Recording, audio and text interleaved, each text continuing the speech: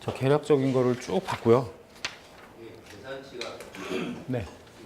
지압 일선지압 계산할 때는 지금 저항값 R 퍼센트 R하고 퍼센트 X 분하고 복소수로 표현해가지고 계산했을 때 좀 금액이 좀 많이 커지더라고요. 여기는 그냥 퍼센트 Z로 줬잖아요. 그럼 퍼센트 Z로 다 집어넣으면 되죠. 이 밑에 값도 다 퍼센트 Z라 그랬잖아요. 근데 지금 이런 비슷한 문제가 네. 있는데 보면은 그걸 복소수로 전부 다 그 영상분, 정상분은 약 하나만 구해가지고 2배수 해주고 네. 그다음에 영상분 아까 말씀하신 대로 3배 해가지고 그걸 복소수로 전부 다 퍼센트 임피던스를 전부 환산을 한 다음에 그러면 R상분하고 X상분하고 복소수로 표현이 되면 그걸 가지고 계산을 해가지고 했을 때가 한 1,900 한 아까 정도 나오더라고요. 그냥 두 개 퍼센트 Z를 나눈다는 거 아니에요? 지금 그 근데 말씀은. 여기는 지금 그 복소수로 표현을 않고 그냥 R값, 네. X값 해가지고 R값만 3배 해가지고 그 더해줘서 계산을 했는데 네. 그 전체적으로 그 X성분하고 R성분하고 퍼센트 임피던스 계산을 싹 해가지고 싹 영상분, 정상분 2배 해놓으면 싹 더해서 계산하면 퍼센트 임피던스가 더 커져가지고 더 작아져가지고 그 고장 일선지압 고장률 값이 한 1,900, 한 60 정도 나오는데 그걸 그렇게 나눌 필요가 있나요? 저도 그렇게 풀었습니다. 이게 네. 변압기 같은 경우는 L 성분만 있기 때문에 네. 그리고 설로도 사실은 R보다는 L 성분이 많을 거라고 생각을 했고 네. 개통도 L 성분일 거라고 해서 세 가지는 그 L 성분이라고 계산했습니다. J 뭐 합치면 J155이 되고요. 근데 저희가요. 네 그렇게 지락전류 식 자체가 Z1 플러스 Z2, Z0 플러스 Z1 플러스 Z2 플러스 3RF분의 2A잖아요. 그걸 퍼센트로 바꾸면 퍼센트 Z0 플러스 퍼센트 Z1 플러스 퍼센트 Z2 플러스 3RF분의 2A 아니에요? 100 곱하기 3 IN이잖아요. 맞죠? 퍼센트 값으로 환산을 해도. 근데 이 사람이 지금 퍼센트 Z 값을 준 거예요. 주면서 선로의 정상 퍼센트 Z라는 얘기는 퍼센트 Z1입니다. 맞죠? 그리고 영상 퍼센트 Z라는 얘기는 퍼센트 Z0고.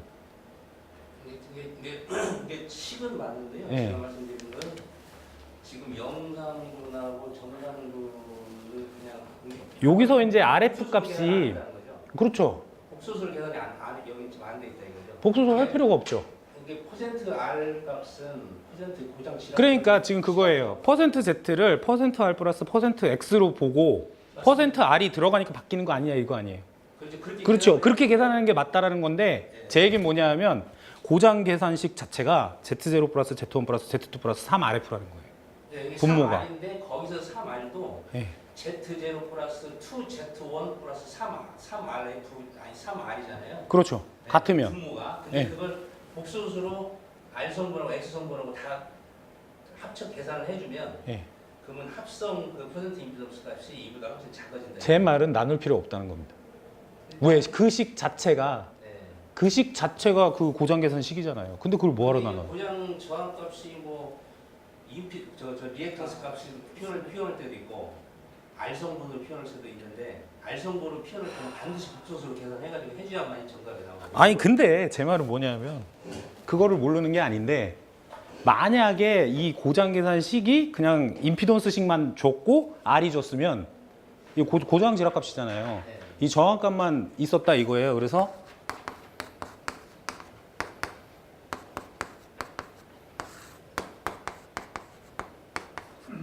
이렇게 된 상태에서 무슨 R값이 있었다 이거죠. 그러면 해줘야지. 여긴 R이 없기 때문에. 근데 제 말은 뭐냐면 고저항 지락했을 때 지락 전류를 계산하는 식 자체가 여기 플러스 그냥 3RF란 말이에요. 이렇게. 예, 근데 이제 그건 그러니까 나눌 필요 없다는 거예요. 이걸 퍼센트로 어차피 환산해도 얘는 그러니까 누가 나눠놨는지는 전 모르겠고 이 식 자체가 이건데 뭐하러 그거를 나눕니까? 할 필요가 없는 거지. 아니고 X만 X로 이게 고장이 리액턴스 값만 표현해주면 그대로 3배에서 그냥 같이 계산해주는 건 상관이 없는데 R로 나왔기 때문에 복소수로 표현해가지고 계산해주는 식으로. 제가 봐선 그건 아닌 것 같습니다. 어차피 저 RF도 퍼센트 임피던스를 줬기 때문에 네. 복소수로 할 필요가 없어요. 할 필요가 없어요. 이 식 자체예요. 이 지락전류식 자체가 이거예요. 여기 만약에 이게 없고 R이라는 어떤 조건이 추가된 거다 그러면 여기 바꿔야죠. 왜냐하면 얘를 뭐라고 쓰냐면 이게 이제 R0 플러스 J X0니까 그렇게 다 바꿔야 됩니다. 그런데 지락전류식 자체가 이거예요. 이거는 당연히 영상, 정상, 역상 임피던스고 얘는 그냥 고저항 지락값입니다. 우리 계산 문제도 다 이렇게 나와 있어요. 네모 박스에서는 R 값을 5옴으로 줬는데 네. 위에서 이 괄호 박스 안에 그것을 퍼센트 임피던스로 환산한 겁니다, 이미. 했으니까 네. 퍼센트로 그럼 그냥 5배 해주면 돼요. 그냥. 아니 퍼센트 임피던스로 환산을 했어도 네. 복소수로 실수하고 허수부를 나눠가지고 전체 합성 임피던스를 계산해가지고 계산해줘야 된다는 제가 말씀드리는 거예요. 왜 그걸 아는데 식도 좀 맞습니다. 네. 틀렸다는 게 아니고요. 네. R값으로 주어졌기 때문에 단지 이게 고장 저항값이 퍼센트 RF로 주어졌기 때문에 그래서 복소수로 나눠진다는 제가 표현. 왜 나눠야 되는지 전 잘 모르겠어요. 만약에 이제 그게 요즘 저는 아니면 가정을 그래서 네. 저는 N 성분이고 이건 순수하게 R만 있다라고 가정을 해서 풀었는데 그렇게 해서 이제 2200 얘가 R이어도요. 얘를 퍼센트로 바꾸면 이렇게 돼요. 그게 만약에 R값 어차피 똑같아요. R값을 실제로 어떻게 점수를 줄까요? 제 생각은 이 사람이 출제한 거는 이라고 했는데. 이 사람이 출제한 건 제가 봐선 요식 이게 이제 퍼센트로 환산한 식이에요. 이게 퍼센트로 환산한 식입니다. 그러면 이것만 다 집어넣으면 되는 거야. 제가 봐선 이거를 굳이 나눌 필요는 없어요. 제가 봐선 그렇습니다. 이 식 자체이기 때문에. 문제가 책자에 몇 개 있어요. 있습니다. 그래요? 거기서 나눠놨습니다. 나눠 풀어서. 다 나눠서 계산했어요. 그러면 나누라는 어떤 조건이 있었겠죠. 그게 이제 퍼센트 R을 R로 주어졌기 때문에 5로 줬기 때문에 예. 저는 그래서 이게 5로 줬기 때문에 이건 순수 근데 이걸 오음으로 줬지만 이 위에 봐봐요. 이 사람이 1옴당 퍼센트 값을 환산해 줬잖아. 20%라고. 네, 근데 퍼센트로 환산했는데 퍼센트 네. 저항이 아니고 퍼센트 저항값이라고 임피던스니까. 표현했기 때문에 RF거든요. RF. 그러면 RF는 허수부로 표현해야 되고 나머지 변압기 뭐 전원측 전부 영상문 정상문 이런 것들은 허수부로 표현이 돼가지고 복소수로 표현해 계산해가지고 하면은 원래 실수 허수부 루트 제곱근으로 나오기 때문에 퍼센트 임피던스 훨씬 작게 나와서 무장전류 값이 1960인가 1960 이? 아니 2200 아니 그러면 얘를 좋아요. 거의 2,000배 거의 가까이 나와요. 그럼 얘를 어떻게 계산할 거예요?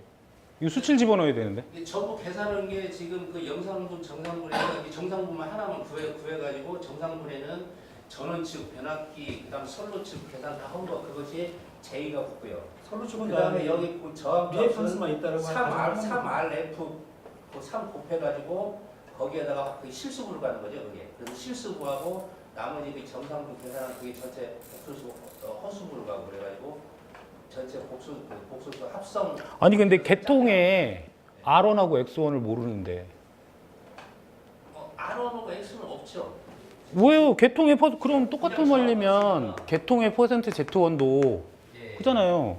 그럼 이것도 우리가 아는 대로 루트에 R1의 퍼센트 R1의 제곱 플러스 퍼센트 X1의 제곱 이건데 얘를 어떻게 구할 거냐고.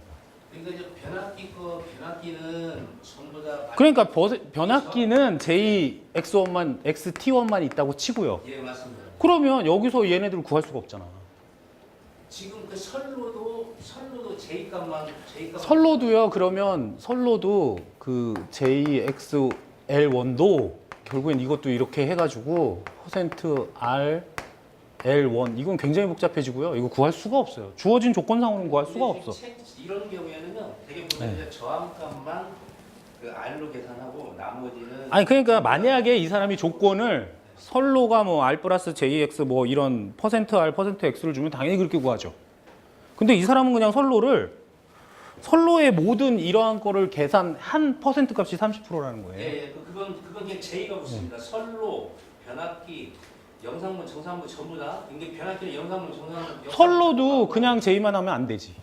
사실은 근데 선로 무시하란 말도 없잖아요. 선로는 아시지만 뭐 아니에요. 영상분이 정상보다 좀 크잖아요. 우리가 그 계산 문제를 봐도 물론 그렇죠. 네. 그렇지만 없는 건 아니잖아. 근데 이게 말이 안 되는 게 계산 그 시계는 주로 이런 것들이 좀 나오는데 함정이 되게 두 개인데 아까 말씀하신 3곱해 주는 거, 지락고장 3곱해 주는 거 하나 하고 그다음 R로 주어졌을 때는 전부 복소수로 계속 계산해야 되는 거고 함정이 그 두 개가 파는 것들이 계산 문제에 좀 몇 개가 있어가지고요. 거기 제가 봐선 주어진 조건상에는 더 이상 할 수가 없어요. 아니 이거 22.9kV면 배전인데 배전에서는 R을 무시할 수 없잖아요. 성전에서는 X가 뭐 리액턴스가 커서 R 값이 작아서 R을 무시할 수 있다고 하더라도 22.9kV면 배전 계통 단거리인데 단거리에서 R을 무시할 수 없으니까 그거를 그냥 다 퍼센트 X J 허수부라고 가정하는 것도 좀 이상한 것 같은데. 제가 보기에는 주어진 조건상으로만 딱 보면 그냥 주어진 조건대로 퍼센트 값으로 봐야 됩니다. 제가 보기에. 이 문제를 그런 식으로 나눠서 풀려면 이 사람이 뭔가 언급을 해줘야 돼요. 무슨 R이라든지 X라든지. 저도 그 전에 네. 이런 식으로 막 풀었거든요. 그런데 답이 틀린 거예요. 그래서 문제를 한 이런 문제 두 문제 정도가 있습니다. 보면 그래서 이 나중에 보니까 이것도 함정이더라고. 그래서 결국 R값으로 주어지면 바로 그걸 실수 모습으로 다 나누는데 변압기, 선로, 그다음 전원층, 이피더스 이건 전부 그 복소수로 그냥 J로 J 곱해가지고 R 값은 작으니까 무시하고 J 값만 계산 쫙 해주고요. J로 계산해주고 지압 고장 저항 값만 그걸 실수로 계산해가지고 하니까 이제 퍼센트 이피더스 작아져가지고 고장 전류가 커지더라고. 그래서 저도 이제 함정이 있는 게 뭐 크게 보면 두 가지 약간 3 곱해주는 거하고 그다음 3i0니까 3 곱해주는 거하고 이거 실수 모습 나눠서 푸는 거두 가지 경우가 있더라고요. 글쎄요. 예. 제가 봐선 주어진 조건상만 보면 그냥 Z0, Z1, Z2로 놓고 푸는 게 맞지 않나 이렇게 생각이 듭니다. 제 생각은 그렇다는 얘기예요.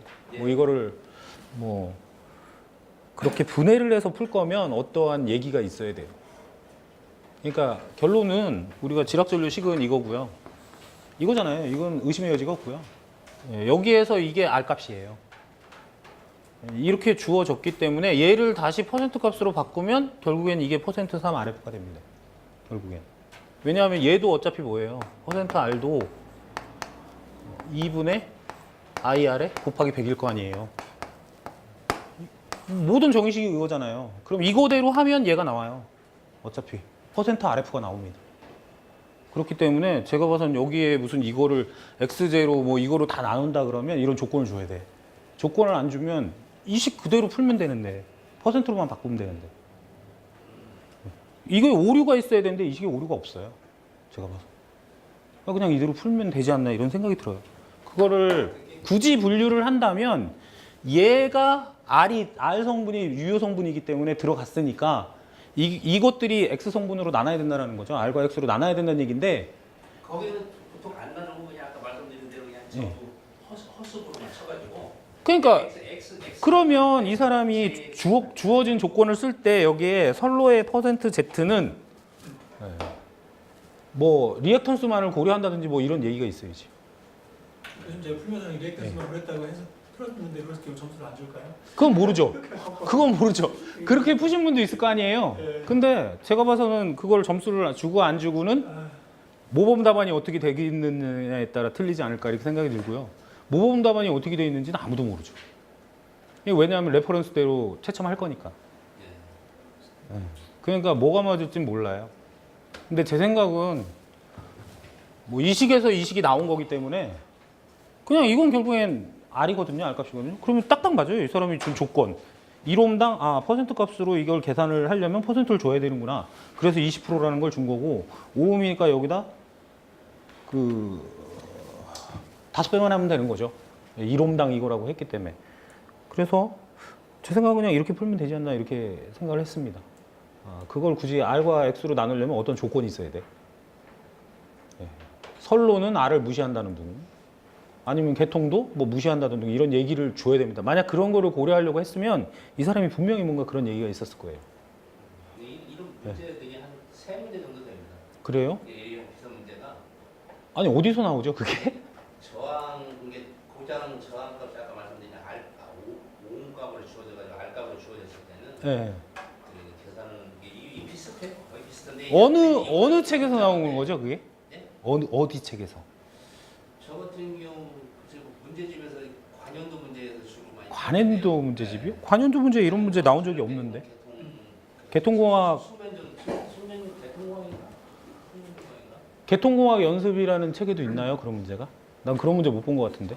115의 용어랑 비슷한 문제 나왔습니다. 115. 그거는 배정 계통인데 그건 기본서에 있는 거예요. 네, 그건 기본서에 있는 문제고 기본서에는 단락전류와 지락전류 구하는 문제가 있습니다. 한 문제. 거기서도 핵심은 그거죠. 3RF가 영상회로에 포함되느냐 안 되느냐 이거거든요. 그것뿐입니다. 그리고 거기는 아마 만약에 R0, X0 이렇게 나눴으면 주어진 조건이 이거랑은 틀릴 겁니다. 얘는 그냥 심플해요. 심플하게 그냥 퍼센트 Z0는 얼마고 Z1은 얼마고 Z2는 얼마다. 그거로 주어졌기 때문에 그걸 주어진 걸 그냥 활용하면 됩니다. 제 생각은 그래요. 저는 다만 참고적으로 말씀드린 거고요. 저는 이제 예. 이런 게 한 두 번 정도 계속 문제 풀니까 되게 어려운 시간이었습니다. 딸려보니까 있으니까 저는 이거 보고 아니 왜 이렇게 쉬운 걸 냈지 이렇게 생각했는데 제가 잘못 생각한 건가요? 딱 함정이 저는 이걸로 봤어요. 아 그래요? 네. 저는 그거로 봤는데 3RF 값을 뭐로 보느냐 이제 영상회로에 포함되느냐 안 되느냐 그것만 봤습니다. 그것만 받고 예, 세배해 주는 거. 예. 그러면서 이게 간단하게 나오잖아요. 간단하게 나오니까 일산 지락전류 값까지 유도하는 건 얼마 안 되거든요. 그러니까 그거를 유도를 해줘가지고 지락전류식이 이렇게 된다는 거를 풀어줘야 되나 이 생각했습니다. 그리고 퍼센트로 유도하는 것도 별로 얼마 안 되거든요. 한 두 줄이면 되거든요. 시간은 네. 많이 단축됐어요. 이건. 그러니까 이거를 퍼센트 값으로 바꾸는 것도 유도해줘야 되나 이런 생각했습니다. 저는. 그래서 무부하 발전기 일선 지락고장 고장지락일 때 어떻게 유도하나 이거 지락전류까지 유도하는 거 대칭분으로 쫙 분해해가지고 하는 거 있잖아요. 그럼 지락전류식이 유도되잖아요. 그거를 해줘야 되나 마나 이런 고민을 했지 이거를 R0, X0 뭐 이렇게 나눌 것이라는 건 생각을 못했습니다. 왜 생각을 못했냐 하면 지락전류식 자체가 여기 이게 영상, 정상, 역상 임피던스식이에요. 이게 만약에 X0, X1, X2였다면 그랬으면 또 생각이 틀려졌을 겁니다. 그럼 이제 유효, 뭐 무효분 나눠야겠구나 이렇게 생각했을 건데 이거 자체가 이미 유무효가 다 포함되어 있는 값인데 여기에 퍼센트만 바꾸면 단순히 이거거든요. 왜냐면 퍼센트 임피던스의 정의식에 의해서 이건 다 나오는 거니까. 그래서 나오는 거기 때문에 그걸 굳이가 아니고 주어진 조건만으로 푼다면 제 생각은 할 필요가 없지 않나 이런 생각이 들어요. 모르겠습니다. 이게 뭐 맞았다고 얘기할 수가 없죠. 왜냐하면 답안지에는 그게 틀릴 수도 있잖아. 그 지금 말씀하신 것처럼 막 나눠놨을 수도 있잖아. 복잡하게. 그랬을 수도 있습니다. 근데 아까 저기 기술사분이 쓴 그 책자에 이런 문제들이 한 두 개가 있어가지고 누가 쓰신 건데요? 그 윤석만 씨? 문제가 두 문제 정도. 모르겠어요. 저는 그 옛날에 윤석만 씨가 쓴 기출 문제집에도 계산 문제 틀린 게 엄청 많았어요. 그래서 그거는 이제 그분이 그렇게 생각해서 쓴 거고. 논란의 소지가 있는 문제네요. 정확하게 그렇죠. 아니 내가 얘기했잖아요. 지락전류식 자체가 이거야. 여기서 퍼센트로 바꾸면 이겁니다. 그럼 뭐 R 값이 여기 들어가 있어. 이게 R이 아니었으면 여기 뭐 R과 뭐가 포함된 성분이었다 그러면 나눠야죠. 근데 이거 자체 그냥 R만 넣으면 되는 거예요. 우리 그 예제 그 10장에 나오는 예제 있잖아요. 그것도 그냥 RF 값 집어넣습니다.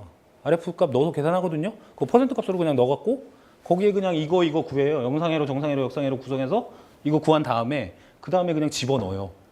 근데 거기는 아마 선로 임피던스가 어떻다라고 나올 거야. R 플러스 JX식으로 나옵니다. 그건 유효, 무효를 당연히 나눠야죠. 왜냐하면 선로를 R 플러스 JX로 줬잖아. 그럼 당연히 나누는 거예요, 그건. 왜냐하면 R과 X 성분이 있기 때문에. 근데 이 문제는 RX가 없잖아요. 그냥 선로는 임피던스 퍼센트 Z1이 얼마고 Z0가 얼마라고 준 겁니다. 그럼 우리 영상회로, 정상회로에서는 구성할 때 보면 Z로 구성할 때 보면 그냥 ZL 이렇게 표현하지 그걸 R0로 이렇게 나누지 않는다는 거예요. 그렇게 하지 않잖아요. 그래서 이게 시험이 1교시 1번 문제부터 그냥 완전히 저기 멘탈 흔드는 문제를 내버리는데 네. 어떤 식으로 아니 뭐 후비로 이거 우리가 발전 뭐 생각 안 하고 그냥 저희 그냥 뭐 저기 거리 계전 방식하고 네. 예, 무슨 이런 것만 그냥 후비보 한다라고 알고 있지 정확히 있는지 몰랐어요 저는. 발전이 무슨 후비보가 있지? 보호 계전 편에 있긴 있어요. 한 네 줄인가 세 줄이 있습니다. 이게 막 거기에 이제 앞에 막 배치하고 반전 흔들어 버리는 상황인데 어떻게 이게 시험 볼 때 좀 대화를 해야 되는 처음에 저는 그랬어요. 다른 분들은 어떻게 했는지 모르겠는데 저는 먼저 이렇게 문제를 먼저 쭉 읽어요. 그래서 내가 가능한 문제부터 동그라미 칩니다. 예. 이게 동그라미 치면 내가 풀 수 있는 게 분명히 있거든요. 내가 공부를 한 2, 3년 했으면 분명히 여기 뭐 풀 수 있는 문제가 있습니다. 그럼 그걸 동그라미 치고 그거 문제 풀어요. 시험 문제를 먼저 할까요? 예, 동그라미 친 문제부터 풉니다. 사실은 순서대로 푸는 게 좋지만 이게 안 되잖아요, 지금. 문제가 어렵기 때문에. 그러면 내가 아는 것부터 풀어야지 뭐. 그리고 나서 그거를 다 이제 됐으면 그 다음에 내가 7개를 풀었다 이거예요. 그럼 3문제를 더 풀어야 되잖아요. 안 풀 수는 없어요. 왜? 안 풀면 빵점이니까. 뭘 써야지 점수를 줄 거 아니에요. 근거 에세이 주는데 아예 안 풀면 빵점입니다. 그럼 30점 날아가는 거예요. 30점 날아가면 난 다음 시험 볼 필요가 없지. 남들은 100점 만점에 푸는데 난 70점 만점에 다음 시험 볼 필요가 없잖아요. 그러니까 그 다음에 나머지 문제 중에 내가 할 수 있는 걸 표시를 합니다.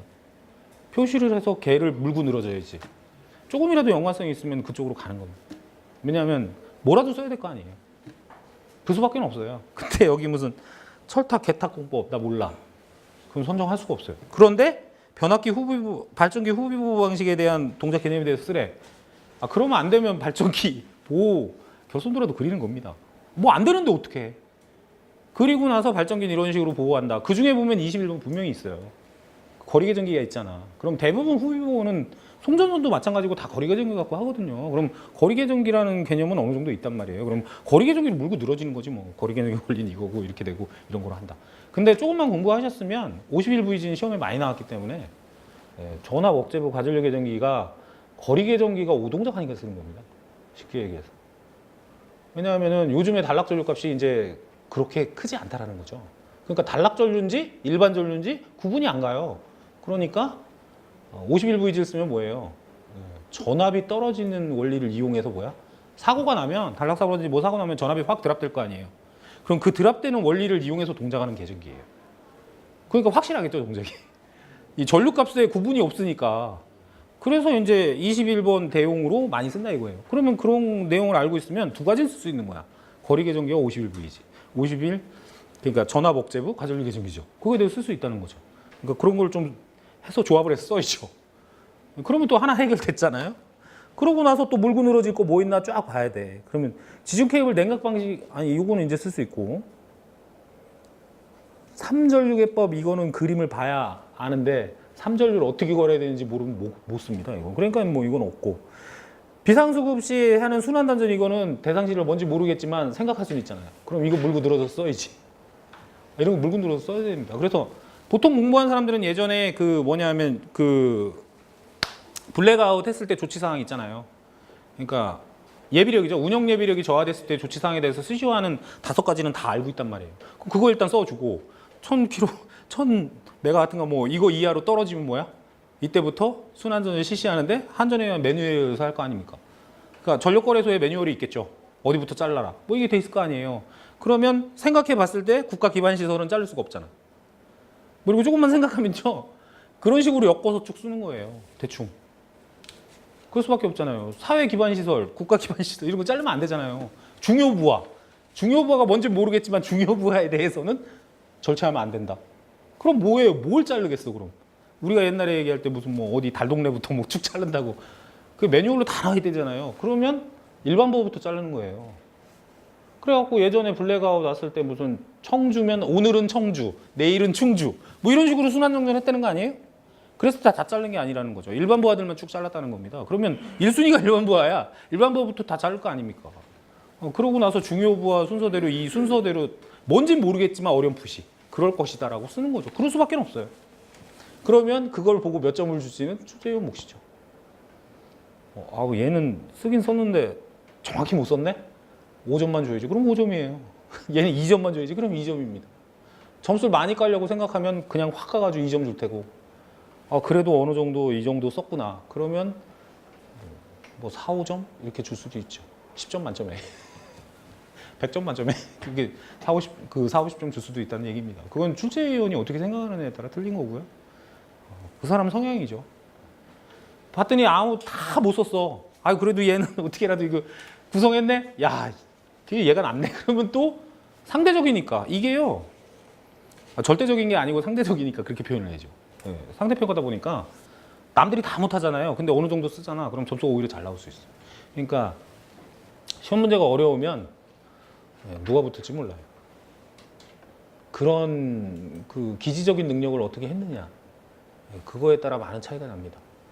그렇게 생각을 하셔야 되고 이번 시험은 좀 어려웠기 때문에 일단 마음을 비우셔야 되는 게 아닌가 이런 생각이 듭니다. 일단은 마음을 비우고 뭐 또 3개월 후에 시험 보잖아요.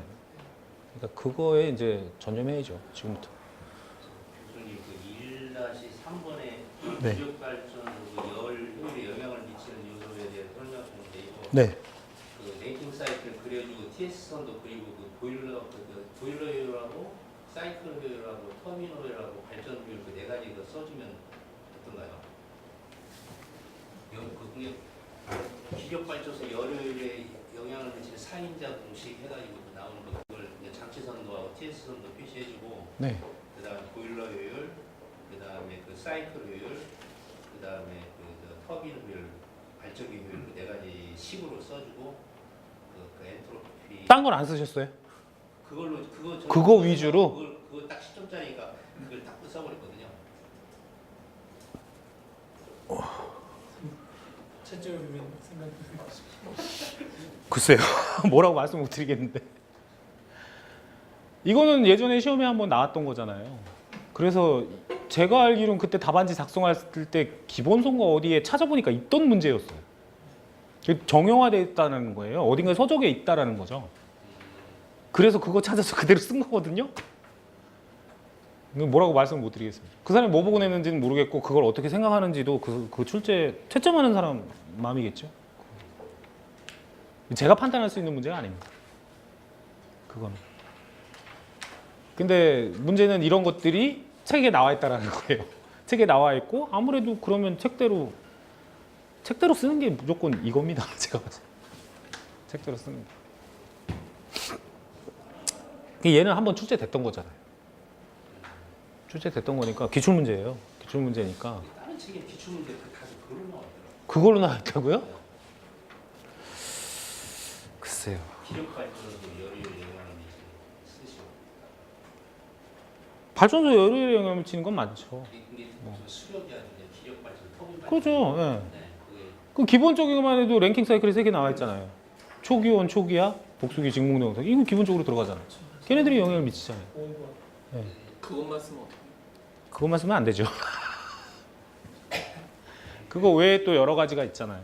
또 그래서 모르겠습니다. 뭐 저는 그냥 책 보고 베낀 거니까 저도 뭐 뭐라고 말을 못했어요. 책 보고 그냥 그대로 쓴 겁니다. 그대로 쓴 거니까. 아마 발전 기초라는 책을 보시면 거기에 아마 있을 것 같아요. 그런 게 잘 나와 있어요. 발전 기초. 연료율에 영향을 미치는 요소 해가지고 쭉 나와 있을 거예요.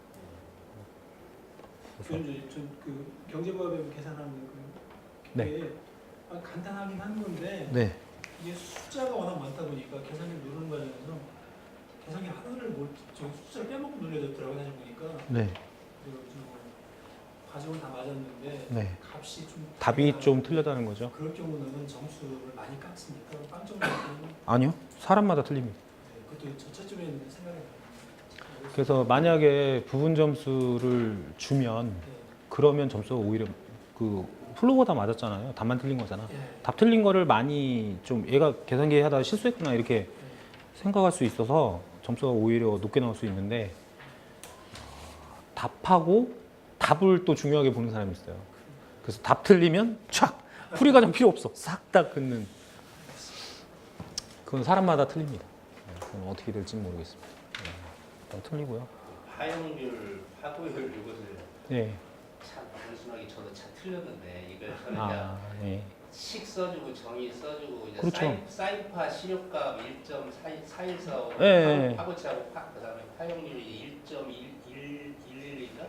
그리고 수식 계산하면 저기 뭐 나오는 거 있잖아요. 그 사이파 그리고 그까지는 해주고 구형파 최대값은 VM인데 최대값은 평균값을 이거 고민 한참 하다가 이걸 그냥 실값으로 그냥 사이파로 가고 써줬거든요. 근데 수식이나 이 내용들은 다 맞았는데 똑같으니까 여기 지금 이 수식 그대로 써줬는데 정의식도 써주신 거죠? 수식 값만 좀 틀렸다는 거죠. 거기에 무슨 루트 값을 넣든지 뭐 이런 걸 했다는 거 아니에요? 구형파를 한참 고민하다가 제가 봐도 이거 화용률 파고 이게 시력 최고치 최고값 이게 최대값 시력값 평균값이 똑같은 거 맞는 것 같은데 이상하다 고민하다가 제가 경험이 없어가지고 그것도 이제 출제위원이 어떻게 보느냐에 따라 틀릴 것 같아요.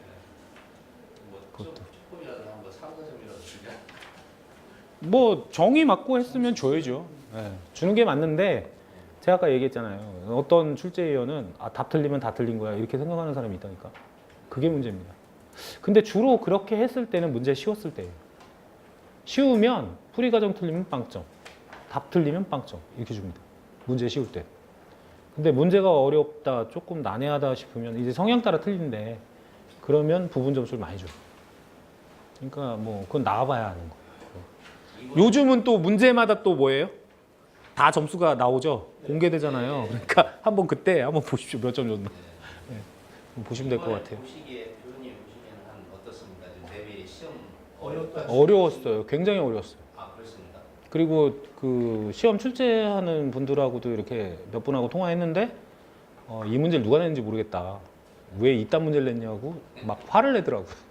짜증을 내면서 그런 게 몇 개 있어요. 이게 무슨 뭐 우리가 안전공사 다니는 것도 아니고 이런 문제를 냈냐고 막 화를 냈습니다. 제가 보기엔. 그래서 황당했다. 한마디로 문제가. 여기 무슨 시험 문제가 많잖아요. 뭐 시험에 대해서 쓰라는 게 많잖아. 무슨 절연 내력 시험, 뭐 시험, 뭐 이런 거 쓰라는 게 많잖아요. 그럼 이제 좀 시험 문제 편향된 겁니다. 편향된 거라서 좀 문제는 어려웠어요. 그리고 예전 특징이 한 교시만 좀 어렵고 나머지는 좀 랜덤하게 나왔었는데 이번에는 매 교시가 다 쉽지 않았다. 이렇게 생각이 됩니다. 그래서 모르죠. 이렇게 또 시험 문제 내놓고 뭐 합격자는 뭐 한 20명 뽑을지 그거 뭐 알 수가 없죠. 그거를 구분을 할 수가 없어요. 왜냐하면 공단에서 만약에 한 20명 나와야 됩니다. 많이 뽑아야 됩니다. 이러면 또 여기에서도 또 이렇게 구분해서 또 뽑아요. 뽑으니까 일단은 기다려 보십시오. 근데 제 생각엔 문제가 어려우면 많이 뽑진 않아요. 항상 특성상 문제가 어려웠을 때 많이 뽑은 적이 없습니다. 조금 뽑는다 이거. 그렇죠. 저번에도 뭐 7분인가 5분? 6명. 6명 그죠? 네, 그 전에 7분. 그러니까는 2번 시험에 12명 뽑은 거예요. 그래서 나는 그렇게 생각했어요. 저번 시험 다 조금 나왔으니까 이번에 한 15명 정도 뽑지 않을까 이렇게 생각했거든요. 그랬는데 문제 딱 보니까 안 뽑겠다는 얘기네 이 생각이 확 들더라고요. 그럼 왜 안 뽑을까 자꾸 생각해 보니까 경기가 별로 경솔경이 다 죽고 지금 별로 경기가 좋지 않다 이거죠. 그리고 건축 기술사들은 좀 남아돌아요. 소방도 이제 조금 이제 뽑는다 그러면 몇 명씩 더 온다 그러더라고요. 4-5명씩 온대요. 뽑으면. 그건 뭐냐 하면 점점 이게 이제 경기가 안 좋아서 너무 침체기 길어지는 거죠. 건설경의 침체기 너무 길어져서 빨리 뭔가 이제 부양책이 있어야 돼요. 그래서 활성화가 되고 경기가 활발해지면 그럼 또 설계사무소도 많이 생길 테고 그럼 기술사들도 많이 필요해질 테고 또 뭐 이렇게 되겠죠. 감리도 많이 필요하고 뭐 이렇게 되면 그러면 이제 또 시험 문제 좀 쉽게 나오겠죠. 그래서 확 뽑을 텐데 올해는 안 뽑으려고 작정했나 봐요. 공단에서. 그런 것 같습니다. 느낌이. 그래서 시험 보시는 분들은 좀 힘들지 않나 이런 생각이 들어요. 교수님 저 2-4 질문 드려서 네, 아니에요. 평가지표 전력 품질 네. 평가지표 요것을 그 LOLP하고 LOEP하고 FAD 커브 그거 쓰면 어떤가요 혹시? 그 평가지표 관련 배치가 문제가 큽니다. 그건 옛날 얘기. LOLP 나오고 하는 건 그리고 그건 신뢰도하고 관계 있는 거예요. 신뢰도. 그게 신뢰도의 평가 지수인가 뭐 그거잖아요. 확률적 보장 정지 뭐 이런 거 얘기하시는 거잖아요. 그러니까 그건 신뢰도에 관한 얘기고요. 얘는 전력 품질이라고 했잖아. 품질에 보면 딱 과도 성분, 단주기 성분 거기 나와 있잖아요. 이게 그 IEEE에서 딱 정해 놓은 겁니다. 그래서 전 그거대로 쓴 거고 옛날 우리 그냥 교재에는 종류만 나왔어요. 이렇게 순시전압 강화, 순시상승, 뭐 과도 성분, 뭐 임펄스 성분, 뭐 서지, 고조파, 뭐 이렇게 종류만 나눠 있고 그거가 이런 거다라는 거 기준에는 용어 해설집에 보면 뭐 그 일반 상용주파에 대한 거죠. 상용주파에 대한 그 PU 그것만 나와 있거든요. 근데 IEEE 이렇게 이거 했다는 걸 이렇게 보니까 여기엔 이런 식으로 돼 있습니다. 이게 이거 다 외우려면요 죽거든요. 제가 봐서. 거의 뭐 우리 그 순시전압 강화 편에도 그런 거 나와요. 순시, 순간, 일시. 이건 뭐 봤던 거거든요. 그리고 이제 시간이 좀 차이가 있다라는 거 그런 거 봤었는데 장주기, 파형 왜곡, 전압 변동, 주파수 변동, 플리커가 또 전압 하긴 뭐 단주기의 불규칙적인 전압 변동이 플리커이기 때문에 전압 변동이 일종이죠. 그래서 여기 이제 플리커도 들어가 있고 그러면 뭐 유형부터 해가지고 크기를 이걸 다 외워야 되는데 쉬운 내용이 아닙니다 이거. IEEE에서 구분된 걸 여기 넣어놓은 거예요. 그래서 제가 봐서는 옛날 우리 알던 대로 이렇게 쓰면 그걸 또 어떻게 점수를 얼마만큼 줄지 그것도 근데 좀 이 평가 지표에 네. 그런 거를 물어보는 게 아닌가요? 하모닉 같은 고조파 같은 경우는 외형률이 뭐 몇 퍼센트 이하여야 되고 등가 방해 전류는 뭐 3.8A 이하여야 되고 그런 거를 적어줘야 되는 거 아닌가요? 그게 여기 크기로 다 나와 있잖아요. 그럼 고조파 같은 경우는 0에서 20% 정도의 크기를 갖는 걸 하모닉이라고 한다는 거 아닙니까? 서지 성분에? 근데 그건 정의인데, 네. 그러니까 그 하모닉이 전력 그 배전 계통에서 네. 얼마까지 허용할 거냐. 그래서 뭐 외형률이 뭐 3% 이하, 뭐 154kV 이하는 뭐 1.5% 이하, 등가 방해 전류는 뭐 3.8A 이하, 뭐 그런 기준들이 네, 있어요. 그거는- 고조파는 뭐 1.5%뭐 해가지고 하는 거 있죠. 154에서. 하는 얘기 아닌가? 예를 들어 뭐 플리커 같은 경우는 뭐 네, 플리커 평가 기술 바뀌었죠. 계산시 뭐 2.5%, 예, 델타 V10에 뭐 프로 해가지고. 실측시 0.45% 델타 V10 기준으로. 네, 있어요. 그러니까 그런 거를 적어주라는 얘기 아닌가요? 그것도 평가 지표가 되겠죠. 그게 이제 근데 그거는 평가 지표라기보다는 그 뭐랄까요? 판단 기준? 네. 그렇게 봐야죠. 기준이죠, 기준. 우리가 고조파 같은 경우는 THD로 해야죠. THD가 뭐 1.5%냐 뭐 5%냐 이렇게 보니까 THD로 판단해야죠. 66kV 이하, 109kV 이하 그런 걸로 써. 그거로 이제 해야죠. 근데 그거는 아마 그 법령에 나와 있는 기준이죠, 말 그대로. 네. 네. 그래서 그래서- 정의는 우선은 지금 나와 있는 이런 알고 있는 상식선에서 뭐 0.1, 0.9, 뭐 50사이클 뭐 근데 순시전압 강화나 뭐 우리가 말하는 순시전압 강화, 순시전압 상승하면 그런 거에 대한 그 평가는 전압이 얼만큼 떨어지고 어디에 있고 뭐 그거잖아요. 그래서 그거 위주로 봐서 이렇게 쓴 건데 뭐 고조파나 이런 것들은 그것도 평가가 될 수 있는 지표가 될 수도 있죠. 평가 지표는 뭐냐 그러면 THD 갖고 하는 게 맞죠, 사실은. 그게 맞는 거죠. 근데 여기에서 이제 IEE에서는 이걸 이렇게 표준화했고 이것에 대한 걸 이렇게 구분했다라는 겁니다. 그럼 유형이 이렇고 구분을 이렇게 하고 크기는 어느 정도를 가질 때 이거라는 거죠. 그럼 이 사람이 뭘 보고 냈는지는 내 잘 모르겠는데 이 사람에 대한 얘기는 전력 품질을 하나로 본 거거든요, 그냥. 그래서 전력 품질의 정의는 뭐냐? 그럼 전력 품질의 평가 지표는 뭐냐? 이렇게 본 거예요.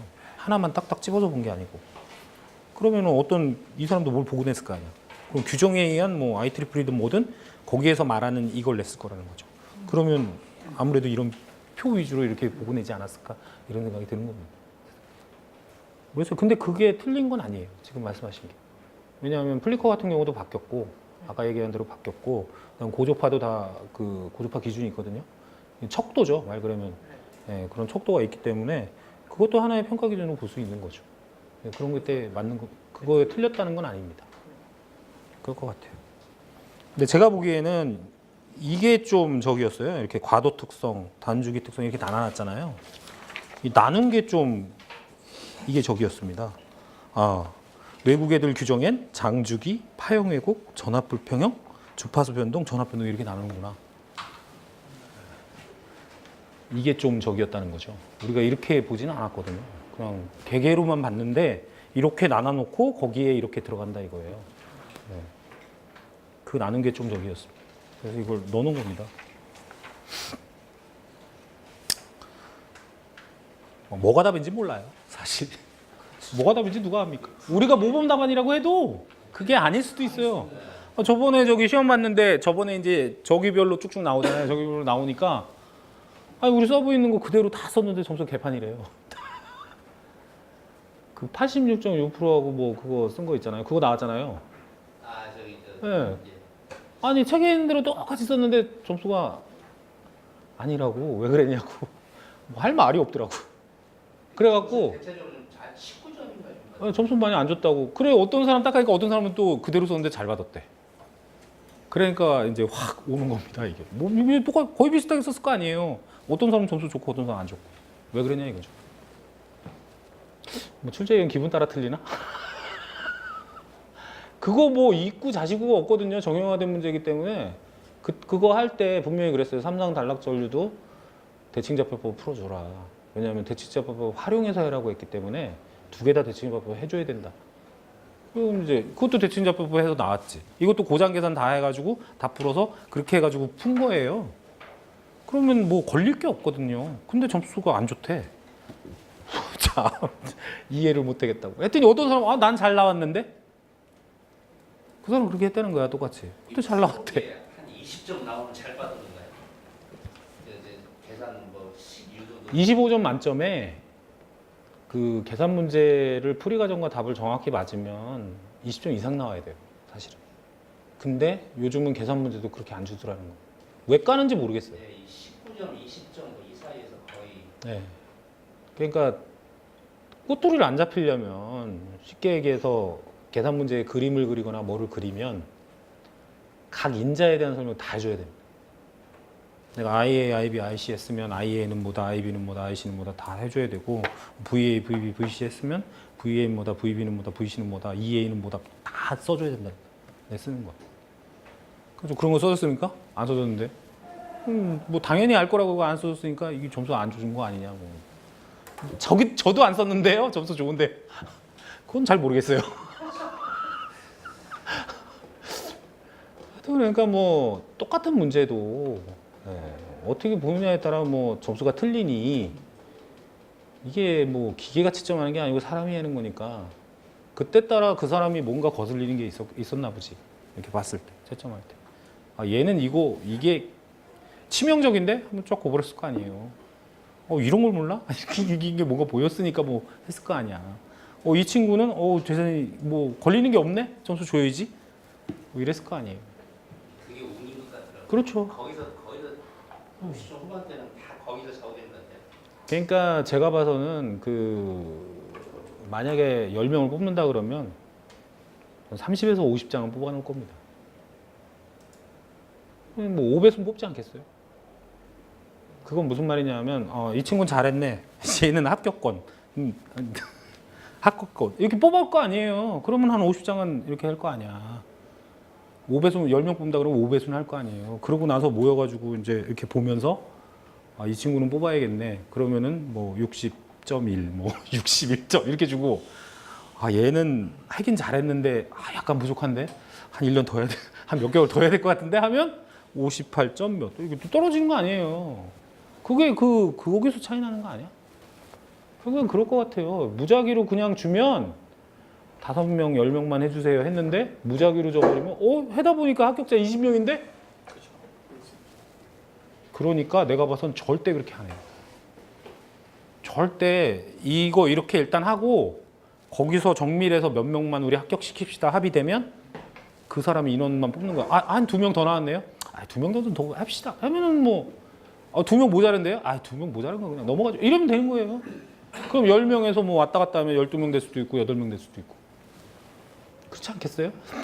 그 사람들도 바보가 아닌데 그냥 무작위로 채점을 그렇게 한대요. 매 교시마다 틀려요. 옛날에는 한 사람이 1, 2, 3, 4교시 뭐 나눠가지고 이렇게 했는데 요즘은 매 교시마다 이렇게 다른 사람들이 이렇게 돌아가면서 출제위원이 그러니까 1, 2교시 하고 뭐 3, 4교시 하고 틀리다는 거예요. 그러니까 이 사람은 잘 봐가지고 1, 2교시 점수 잘 줬는데 이 사람은 못 봐가지고 점수를 안 주면 그냥 그런 거죠. 그 중에서 이렇게 합격될 만한 사람들 뽑았다가 그 모여가지고 정밀채점 해가지고 거기서 합격자를 선정하는 게 아니냐. 어차피 이름 없잖아요. 딱 보면 뭐 이렇게 어느 정도 보면 이 친구는 실력이 충분하네 이게 나오잖아. 어떤 문제를 쓰든지 뭐 이게 기술하는 게 벌써 이게 우리도 이렇게 딱 보면 어우 대단한 실력인데 이게 나오거든요. 그럼 이 친구 이런 친구는 붙여야겠어. 그럼 뭐 후하게 주는 거고. 그럼 점수가 후해지겠죠. 그럼 뭐 합격되는 거고. 이 친구는 좀 더 해야 될 것 같은데 그러면 아깝게 뭐 55에서 58점 다 해. 안 되면 59점. 뭐 이게 떨어지는 거지. 제 생각은 그래요. 그럴 것 같아요. 그걸 좀 볼 것 같습니다. 사실은 요거 하고 1교시부터 쭉 보려고 그랬거든요. 근데 뭐 지금 다인 것 같아요. 그러니까 책에 뭐 있는 내용대로 이렇게 보시면 될 것 같고요. 좀 이 선에서 오늘은 뭐 마무리하죠. 프리집이야 뭐 저도 뭐 프리집 만든 게 거의 뭐 저는 인터넷을 많이 활용합니다. 인터넷에 보면 뭐 논문이라든지 뭐 그냥 한두 개 보는 게 아니고요. 여러 개를 봐요. 여러 개를 보면 뭐가 이렇게 잡혀요. 이렇게. 아, 이런 거 위주구나. 그리고 재밌는 게 논문을 봐도요. 똑같아. 똑같다는 건 얘 걸 인용해서 또 얘 걸 인용해서 계속 인용해서 쓰다 보니까 그 문구가 그대로 다 들어가 있어. 참 그런 거 보면 신기해요. 이거 어디서 본 건데? 그럼 앞에 거 논문 쭉 찾아보면 여기도 똑같은 말 썼네. 여기도 똑같은 말 썼네. 그걸 다 인용해서 쓰나 봐요. 네, 그런 게 좀 신기하고 아마 출제위원들도 뭐 그 사람들이 활용할 수 있는 방안이 서적도 수험서는 안 돼요. 수험서 그러니까 우리가 말하는 소위 뭐 발송배정 기술사 상하해가지고 뭐 어디서 나온 이런 책들을 못 갖고 가게 하기 때문에 일단 자기들이 만들어 와야 됩니다. 이제 시사 같은 경우는 어디서 발췌해서 내는 거예요? 그러니까 뭐 인터넷이든 뭐든 미리 발췌했겠죠. CTTS 이런 거. 네, 그러니까 미리 발췌를 했겠죠. 미리 발췌를 해서 자기가 대부분의 문제를 준비해 가요. 그래서 100문제 정도? 많게는 100문제, 적게는 뭐 한 3, 40문제. 한 사람당 한 40, 50문제 준비해 갈 겁니다. 그 중에 협의해서 돌아가면서 하나씩 뽑는 겁니다. 만약 3명이면 3명이 50문제니까 한 150문제 되잖아요. 그래서 협의해가지고 이렇게 딱 해서 뽑아서 줘요. 검시관한테 주면 전문 검시관이 또 그걸 봐요. 그 사람들도 거의 출제위원들이에요. 거의. 이렇게 봐서 논란의 소지가 있는 문제는 다 뺍니다. 다 제거하고 논란이 없을 문제만 이렇게 내는 겁니다. 사실 그렇게 해서 낸다 그러더라고요. 저도 들은 얘기고요. 옛날에는 채점할 때 임의적으로 딱 읽어봐서 아, 이 친구는 이거 맞는 얘기인데 하고 점수를 줬는데 요즘은 절대 그런 게 없답니다. 그냥 레퍼런스대로 채점한대요. 왜냐하면 나중에 그 문제 때문에 뭐 논란이 생기면 너 왜 그거 점수 줬어? 아, 내가 봐서는 이게 답인데 야, 레퍼런스 이렇게 되는데 넌 왜 그렇게 그 채점했냐? 이러면 문제 된대요. 그 다음부터는 자기 책임이랍니다. 그러니까 남이 써놓은 레퍼런스 있으면 그거대로 그대로 보고 안 돼 있으면 점수 안 주고 좀 비슷한데 하면 점수 주고 뭐 이런 식이라니까 옛날하고 많이 틀려진 거죠. 옛날엔 출제위원 재량이 굉장히 컸어요. 그래서 자기가 읽어보고 아, 이렇게도 생각을 했네. 이것도 맞는 건데 그러면 막 줬어요. 자기가 줍니다. 점수. 채점하다 보면 맞잖아요. 맞는 얘기를 하고 있잖아요. 얘가 아, 이 문제가 좀 이상한데 하면 출제위원하고 이렇게 협의해가지고 문제 이상하니까 이건 이런 것도 답으로 합시다 하면 또 그게 답이 되고 뭐 이랬는데 요즘엔 협의도 없대요. 괜히 얘기하면 또 이거고 뭐 상대편 기분 나쁘고 이러니까 그냥 레퍼런스만 보고 레퍼런스대로 안 돼 있으면 점수 안 주고 돼 있으면 준답니다. 어떻게 보면 좀 더 삭막해질 건데 그러니까 모범 답안이 뭔지가 중요해요. 그걸 알 수가 없죠. 가져온 놈만 아니까. 그거 갖고 온 사람만 알죠. 그 사람이 오답으로 돼 있으면 답방점이야. 이게 문제예요. 이게. 전에 그런 문제 있었어요. 무슨 뭐 케이블 선로하고 뭐하고 연결돼. 제가 봐서는 분명히 PF 얘기입니다. 그게. PF 얘기거든요. PF 얘기인데 모범 답안에 무슨 페런티 현상 이런 게 나와 있대. 페런티 현상 안 쓰면 답방점이야. 채점 하나가 한 얘기예요. 그렇게 줄 수밖에 없다라는 거야. 내가 그래서 막 그랬습니다. 야, 생각해봐. 이거 봐봐. 이게 무슨 페란티야. 케이블하고 연결됐대잖아. 그럼 페란티 얘기지. 근데 그때 이거 똑같은 이 문제풀이를 하는데 어떤 분이 그랬어요. 저는 페란티 현상에 대해서 썼는데 그거로 쓰면은 그거 답이 아닙니까? 얘는 페란티 얘기가 아니고 이건 PF 얘기다. 그러니까 그 PF 컨트롤 쪽으로 설명해야 됩니다. 이렇게 얘기를 드렸거든요. 근데 그 사람만 답이고 다 틀린 거예요. 나중에 보니까. 그래서 물어봤어요. 레퍼런스가 어떻게 돼 있디? 이렇게 물어봤더니 페란티 얘기가 있더래. 그래서 자기는 페란티 현상이나 자기여자 현상 썼으면 다 점수 줬고 뭐 이상한 거 쓴 애들은 다 떨어뜨렸대. 다 악어버렸대요. 왜? 레퍼런스에 그렇게 돼 있으니까. 옛날에 그런 문제 하나 마지막 문제로 나온 게 있어요. 뭐 케이블 선로하고 뭐하고 연결됐는데 어쩌고 저쩌고 해가지고 뭐 병이 됐는데 뭐 탈조하냐 안 하냐 뭐 이런 식으로 나온 게 있었어요. 근데 딱 봐서는 이거 PF 얘기구나 이렇게 생각을 했는데 근데 그게 아니고 페란티 현상에 대해서 쓰라는 거지. 문제를 잘못 낸 거지. 문제를 좀 정확히 내던가 그럼. 뭐 소개통하고 뭐하고 연계되나 뭐 이런 얘기였습니다. 그게 그런 얘기였는데 문제를 완전히 잘못 낸 겁니다. 완전히 제가 봐서 출제위원. 근데도 답이 없어요. 레퍼런스대로 무조건 채점한다는데 뭐. 그렇게 안 하고 자기가 임의로 점수 줘버리면 그다음부터 자기 책임이래. 책임져가지고 잘못되면은 형사책임까지 다 져야 되는데 그런 걸 할 필요 없다는 거죠. 왜 그 짓을 하냐 이거야. 그냥 이거대로 채점하면은 문제 낸 놈 책임인데. 그리고 자기는 그냥 채점 해버린다 이거예요. 그 얘기하더라고. 할 말이 없더라고요. 그래서 하여튼 그래서 뭐 이번 시험도 레퍼런스가 뭔지 모르겠지만 이건 그냥 이럴 것이다라고 우리가 유추하는 겁니다. 이게 100% 답은 아니에요. 이게 답이 없어요. 이 시험 답이 없기 때문에 뭐가 답인지는 아무도 몰라요. 낸 사람만 알아요. 그 사람 요구에 얼마나 충족되느냐 이거에 따라 틀리기 때문에 아, 난 떨어졌어. 이런 사람이 붙었습니다. 항상. 난 시험 잘 봤는데 한 사람은 떨어졌어요. 전통적인 얘기예요. 그게. 난 이번 시험 잘 봐서 나갈 거니까. 옛날에 제 친구 붙을 때 자긴 붙었대. 면접 보고 와서 붙었대. 분위기 좋았대요. 어떻게 했는데 그랬더니 다 엄지손가락 찍어 진짜 잘하시는데요. 다 이랬다는 거야. 그래갖고 분위기 좋아서 또 쫙 했대요. 쫙. 송전은요 이렇게 뭐 자신 있는 거 얘기하길래 쫙 했대. 막 박수 치고 이거라고 대단하다고. 야 밥 먹으러 가자. 그래서 뭐야? 그랬더니 밥 사줄게. 그래 왜? 나 붙은 거 같아. 가자. 분위기 좋았다는 거예요 면접장에서. 저는 면접장에서 잘 못 봐가지고 죄송합니다. 여기 와서 괜히 면접관들 고생만 시키고 대답도 별로 못하고 미안하다고. 난 그러고 나왔거든요. 그래서 떨어진 줄 알았어요. 죄송합니다. 여기 와서 많이 배우고 갑니다. 앞으로 저기 노력 더 하겠습니다. 다음번에는 반드시 저기 공부 열심히 해가지고 잘하겠다고. 이러고 왔는데 걔는 확 해갖고 뭐 다들 박수 쳤대. 이렇게 잘하는 친구 처음 봤다고. 그래갖고 붙었다는 거야. 그래서 발표되는 날 밥을 사주더라고요. 이게 저기 한식집에 가서 한정식집 있잖아요. 거기서 비싼 거 사준다고. 근데 8시에 발표가 딱 나는데 친구한테 전화 왔어요. 전화 와서 나는 붙었다는 거예요. 난 떨어진 줄 알았는데. 그래갖고 난 붙었구나 이랬는데 얘 이름이 없다는 거야. 얘 떨어진 거예요 얘가. 근데 문씨가 하나 있었는데 걔가 성이 문씨인데 야 혹시 너 이름 잘못 본 거 아니야? 그러니까 아니래. 네 이름이 없대. 걔가 일어나면서 그러더라고요. 야 네가 밥 사라. 그래서 밥 다 먹었는데 저는 뭡니까? 괜히 밥 산다 그러더니 몇만 원 내고 왔잖아. 그리고 집에 와서 커피도 막 뒤져봤더니 걔 떨어졌어요.